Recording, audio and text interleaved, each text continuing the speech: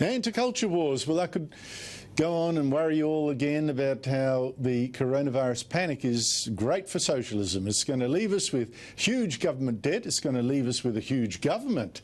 It's hiring more people than everyone else is sacking them.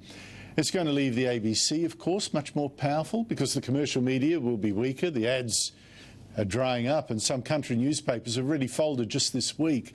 The ABC will be left unchallenged. But I am still looking for signs of hope, even in the culture wars, and I might have found some. Let's start with the fact that around the world, universities have been forced by this coronavirus to send students home and give their lectures online instead.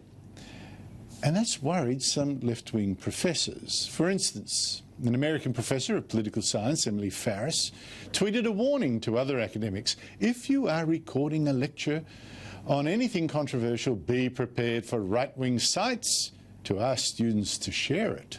And a professor of history responded, I'm taking steps to limit this, but nothing is foolproof.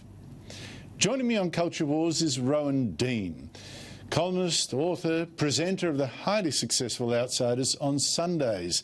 Rowan, it's good to see you. These academics, I have to say, Rowan, they are right to worry, because I am very interested in now seeing for myself what some of them really teach. Absolutely, Andrew. And when they talk about right-wing websites, that's actually code for just common sense. That's code for parents. What they're worried about, Andrew, is that parents see what is being taught in our universities, because they know full well that what they are teaching is hardcore neo-Marxist, left-wing green propaganda disguised as virtually every subject you can name, particularly in the arts. So, I mean, if you sit down and have a discussion with any kid who's just done their first year or second year at any of our universities, you will be horrified with what they come out with. Now, a broad education is fantastic. It's right to learn the wrong things in our past. It's right to learn the bad things that we've done as a civilization, as a Western civilization, and so on. But you don't just study that exclusively. You should also learn all the good things, all the positives that have come out of our Judeo-Christian heritage, even out of the colonization by the empires of Europe around the world, the lifting of people out of poverty. All these issues, Andrew, are not addressed. Instead, what kids learn, for example, in history, is that we are all white, evil oppressors. If you're studying any subject, there will be a sense of victimhood, that the white, colonial, Anglo-Saxon, whatever you want to call it, Judeo-Christian heritage that we all come from is inherently evil, and that it is your job to redress it. And that is what is so dangerous about it. And no wonder they're worried, Andrew. Oh, they won't.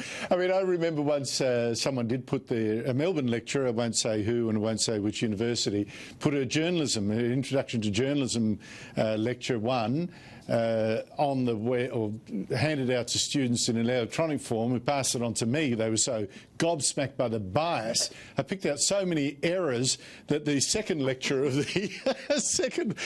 series was preceded by, I don't know, I can't remember, a 2-minute long list of well, I said that, but I meant this, and I shouldn't have said that, and because of this factor, it was just extraordinary.